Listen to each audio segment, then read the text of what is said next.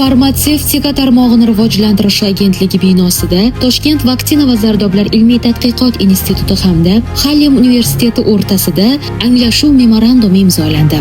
Mazkur hujjat ikki tomonlama ilmiy tadqiqot hamkorligini mustahkamlash, qo'shma loyihalarni amalga oshirish, yosh olimlar va mutaxassislar uchun tajriba almashish dasturlarini yo'lga qo'yish, shuningdek, biotibbiy yo'nalishdagi innovatsion ishlanmalarni amaliyotga joriy etishga xizmat qiladi. Uchrashuv doirasida mehmonlar agentlik binosi va muzeyi hamda hududning zamonaviy infratuzilmasi bilan tanishtirildi.